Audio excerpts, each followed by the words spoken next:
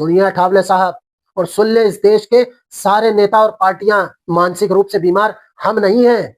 मानसिक रूप से बीमार हो तुम और तुम्हारी वो घटिया सोच, क्योंकि इनको पता है कि इस देश में कोटा सिस्टम से इन्होंने कैसी फसल उगाई है। कहीं गलती से कैंची इनके पेट में छूट गई तो हुनर पसीने में नहाता रहा और सिफारिशें मलाई खा गई। मेधा दर दर भटकती रही और जातिबाजी मार गई। नमस्ते, आप देख रहे हैं डेमोक्रेटिक मंकीज और मैं हूं अनुज। क्रॉस एग्जामिनेशन सीरीज के इस नए एपिसोड में आप सबका एक बार फिर बहुत बहुत स्वागत।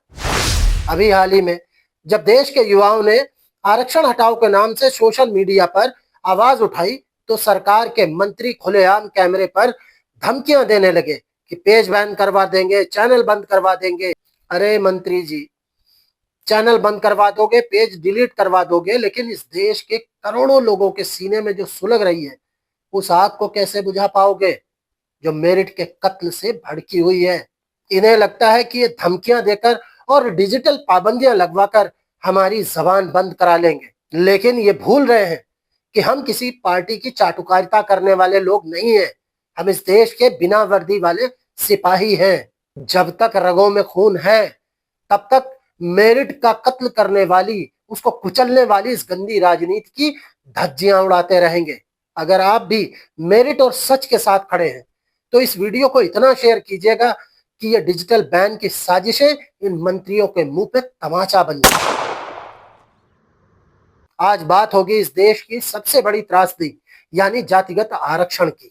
जब इस देश का संविधान बना था तो संविधान निर्माताओं ने एससी एसटी समाज को सामाजिक बराबरी दिलाने के लिए आरक्षण का प्रावधान रखा था। जिन डॉक्टर BR अम्बेडकर के नाम पे आरक्षण का ये पूरा खेल खेला जाता है, उन्होंने तो बाकायदा चेतावनी दी थी कि ये व्यवस्था सिर्फ सीमित समय के लिए होनी चाहिए।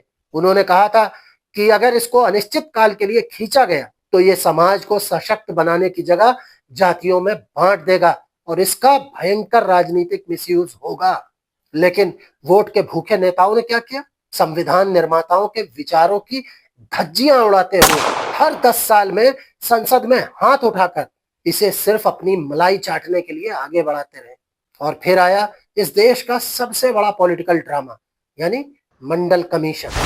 मंडल कमीशन के बाद तो इस देश में पिछड़ा बनने की ऐसी होड़ शुरू हुई कि पूछिए मत। जो जातियां इतिहास में मार्शल कौमें मानी जाती थी, जो सीना ठोक कर कहती थी कि हम तो राजा महाराजाओं के वंशज हैं, हमारे पास रियासतें थी, हमारे पास सैकड़ों बीघे की जमींदारियां थी, वो रातों रात कागजों पर पिछड़ी और बेबस बन गई।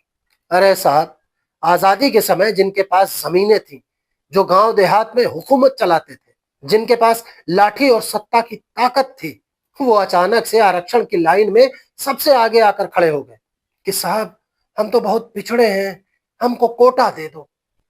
ये कौन सा जादू था भाई कि एक तरफ तो आप गांव की चौपाल पर बैठकर अपनी ताकत का रौब दिखाओगे, पर जैसे ही सरकारी नौकरी का फॉर्म भरोगे तुरंत पिछड़ेपन का सर्टिफिकेट निकालकर कोटे की मलाई चाटने पहुंच जाओगे। इस देश के नेता सालों से 24 घंटे जनता के दिमाग में एक सफेद झूठ ठूंसते रहे हैं कि आरक्षण तो संविधान से मिला हुआ मौलिक अधिकार है। मैं उन नेताओं से ये पूछना चाहता हूं कि किस कानून की किताब में ये लिखा है कि रिजर्वेशन यानी आरक्षण फंडामेंटल राइट है। संविधान के किसी भी अनुच्छेद यानी आर्टिकल में आरक्षण को मौलिक अधिकार बनाया ही नहीं गया था।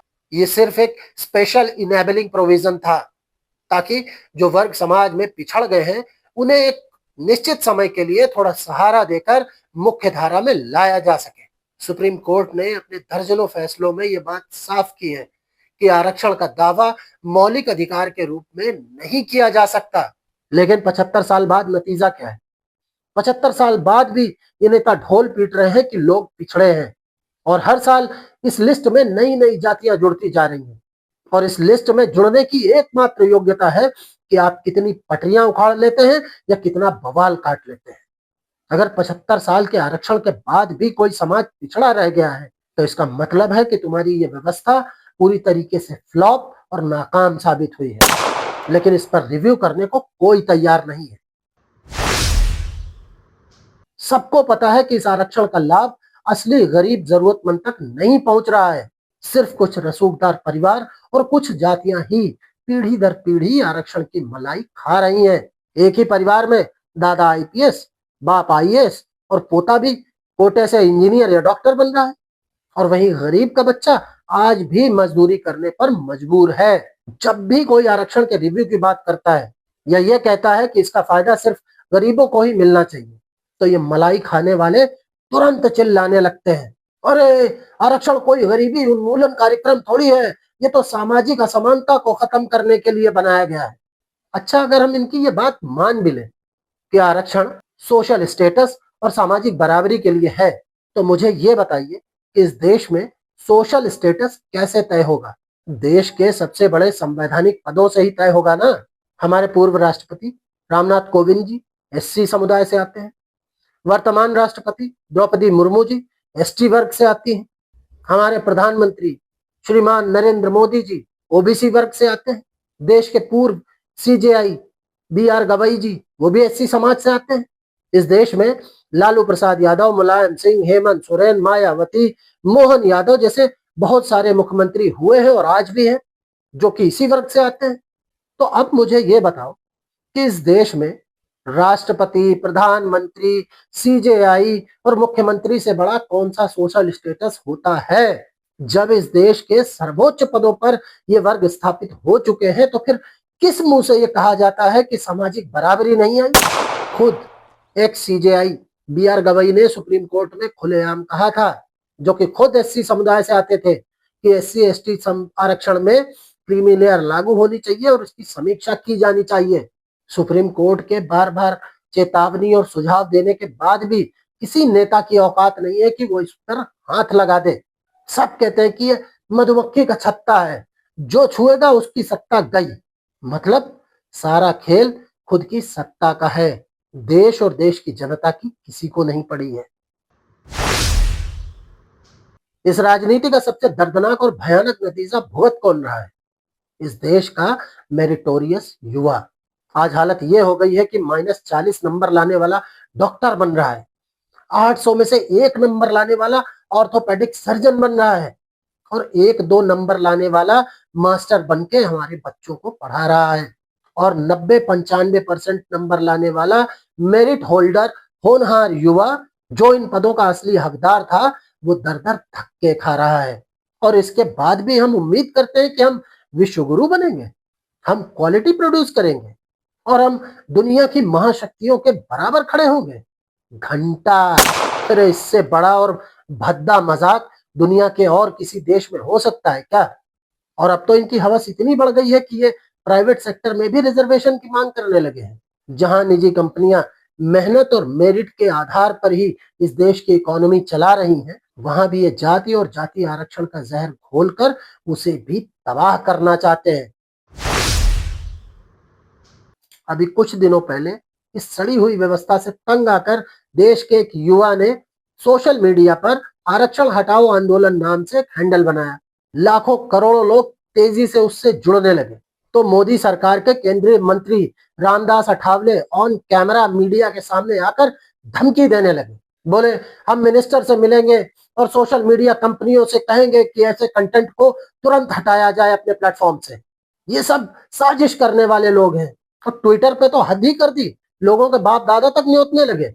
देखिए, आज हम इंटरनेट पर और जेनजी के इस आधुनिक युग में आ गए हैं, लेकिन ये देखकर बहुत दुख होता है कि कुछ लोग आज भी सोशल मीडिया पर आरक्षण के संवैधानिक अधिकार को भीख या कैंसर कहकर अपमानित करते हैं। ये सोचकर मन व्यथित होता है कि ऐसी नफरत भरी बातें पढ़कर हमारे आरक्षित और वंचित वर्ग के युवाओं के दिल पर क्या बीतती होगी। आगे सुनिए। सोशल मीडिया पर जिस क्रिएटिव तरीके से यह भावनात्मक भेदभाव किया जा रहा है, मैं इसे राष्ट्रद्रोह की तरह देखता हूं, क्योंकि ये देश को बांटने का काम है। कुछ ताकतों ने हमारे बच्चों के दिल में बहुत बड़ी गलतफहमी खड़ी कर दी है। और सुनिए, हम विकास में बहुत आगे आ गए हैं, लेकिन कुछ लोगों की मानसिकता में आज भी बीमारी है। अगला देखिए। मैं जल्द ही केंद्रीय आईटी मंत्री माननीय अश्विनी वैष्णव जी से मिलूंगा और सोशल मीडिया पर चल रहे ये बेनामी देश विरोधी बात खातों पर तुरंत कार्रवाई की मांग करूंगा। जिनकी भाषा में हमला हो रहा है, जवाब उन्हीं की भाषा में दिया जाएगा। ये जवाब देंगे। और देखिए, आरक्षण पर कुछ लोग सोची समझी साजिश के तहत झूठ फैला रहे हैं। आरक्षण कोई खैरात नहीं है, सदियों से शोषित वर्गों के प्रतिनिधित्व का संवैधानिक अधिकार है। और देखिए, मैं मेटा, फेसबुक, इंस्टाग्राम, एक्स और अन्य सभी सोशल मीडिया प्लेटफॉर्म को स्पष्ट चेतावनी दे रहा हूं कि आपके प्लेटफॉर्म से यह आरक्षण विरोधी कंटेंट तुरंत हट जाना चाहिए, वरना हमें आपको इस देश से हटाना पड़ेगा। मुझे अपेक्षा है कि अगले 10 दिनों के भीतर आप ये सारा कंटेंट अपने प्लेटफॉर्म से हटा देंगे। और जो लोग आरक्षण हटाने के मुंगेरी लाल के सपने देख रहे हैं, वे अपने दिमाग से यह फितूर हमेशा के लिए निकाल दें। और देखिए, इन्होंने उस पेज पे क्रॉस लगाया है रिजर्वेशन हटाओ मूवमेंट वाले पे। कुछ अराजक तत्व देश के खिलाफ साजिश रचकर हमारे युवाओं को भड़काने की कोशिश कर रहे हैं, लेकिन ये कान खोल कर सुन ले कि किसी का बाप भी हमारे आरक्षण के अधिकार को हिला नहीं सकता। अगर किसी ने हमारे अधिकारों को छीनने की कोशिश की तो उससे कैसे लड़ना है, ये हमें सिखाने की जरूरत नहीं है। कई पीढ़ियों से हम इसके लिए लड़ते आए हैं, जाकर हमारा इतिहास पढ़ लेना। देखा आपने, किसी के बाप में दम नहीं है कि वो आरक्षण को हाथ लगा दे। और जो लोग आरक्षण हटाने की बात कर रहे हैं, वो मानसिक रूप से बीमार हैं। सुनिए अठावले साहब, और सुन ले इस देश के सारे नेता और पार्टियां, मानसिक रूप से बीमार हम नहीं हैं। मानसिक रूप से बीमार हो तुम और तुम्हारी वो घटिया सोच जो इस देश की प्रतिभा को जातिगत तराजू में तौल रही है। तो ये सिर्फ अठावले या बीजेपी की बात नहीं है। कांग्रेस, सपा, बसपा, आरजेडी, टीएमसी, इस मामले में सब एक ही थैली के चट्टे बट्टे हैं। इन नेताओं के अपने बच्चे कहाँ पढ़ते हैं? इंग्लैंड, अमेरिका, ऑस्ट्रेलिया की टॉप यूनिवर्सिटीज में। और इलाज के लिए नेता कहाँ जाते हैं? विदेशों के टॉप क्लास हॉस्पिटल्स में। क्यों? क्योंकि इनको पता है कि इस देश में कोटा सिस्टम से इन्होंने कैसी फसल उगाई है। कहीं गलती से कैंची इनके पेट में छूट गई तो ये देश की आम जनता को आरक्षण की अफीम चटाकर अपनी तिजोरियां भर रहे हैं और देश के प्रतिभाशाली युवाओं का भविष्य बर्बाद कर रहे हैं। जब प्रधानमंत्री जी को कोई गाली देता है, जो कि बिल्कुल गलत है और हम उसकी कड़े शब्दों में निंदा करते हैं, पर ऐसा होने पर पूरी पार्टी और खुद प्रधानमंत्री जी विक्टिम कार्ड तुरंत निकाल लेते हैं कि देखिए जी, मुझे गाली दी गई, मेरी माँ को गाली दी गई। लेकिन मैं पूछना चाहता हूँ इस देश के सामान्य वर्ग के लोगों को, जो आए दिन खुलेआम सड़कों में, रैलियों में, कॉलेज कैंपसेस में और सोशल मीडिया पर गंदी और नंगी गालियां दी जाती हैं, दीवारों पर धमकियां लिख दी जाती हैं, इनको काटो, इनको मारो, देयर विल बी ब्लड, वो किसी नेता और सरकार को क्यों नहीं दिखता? क्या सामान्य वर्ग के लोगों की कोई इज्जत नहीं है? क्या उनकी माँ माँ नहीं होती? हम सबसे ज्यादा पढ़ाई करें, सबसे ज्यादा मेरिट लाएं, सबसे ज्यादा टैक्स भरें, इस देश के इंफ्रास्ट्रक्चर और जीडीपी को अपने खून पसीने से सींचे, और बदले में हमें क्या मिले? सिर्फ दुत्कार, गाली और रिजेक्शन। बस, अब बहुत हो लिया। अब इस देश का सामान्य वर्ग चुप नहीं बैठेगा। हमारी एक साफ और स्पष्ट मांग है कि अगर आरक्षण देना है तो सिर्फ और सिर्फ आर्थिक आधार पर दो, फिर चाहे व्यक्ति किसी भी जाति या वर्ग का क्यों ना हो। जाति के नाम पर मेरिट को कुचलने का ये घिनौना खेल अब और नहीं चलेगा। और अब हमें रत्ती भर भी फर्क नहीं पड़ता कि किसकी सरकार बचेगी और किसकी सरकार जाएगी, क्योंकि हमने सबको देख लिया, सब एक ही थैली के चट्टे बट्टे हैं। और ये जो आरक्षण हटाओ आंदोलन की मुहिम शुरू हुई है, ये अब रुकने वाली नहीं है। चाहे अठावले जैसी कितनी भी ताकतें आ जाएं, कोई कितना भी जोर लगा ले, या चाहे कितने भी चैनल या पेजेस बैन करवा ले, मैं आप सभी राष्ट्रवादियों, युवाओं और देश के हर न्यायप्रिय नागरिक से यह अपील करता हूं कि इस आंदोलन को अपना पूरा समर्थन दीजिए। अगर आपको हमारा ये वीडियो अच्छा लगा हो तो इस वीडियो को दबा के शेयर कीजिए, लाइक कीजिए और कमेंट में अपनी आवाज भी बुलंद कीजिए, ताकि हमारी आवाज हर उस जगह तक पहुंच सके जहां इसको पहुंचना चाहिए। मिलते हैं अगले एपिसोड में एक नए विषय और बेबाक सच के साथ। तब तक जय हिंद, जय भारत, वंदे मातरम।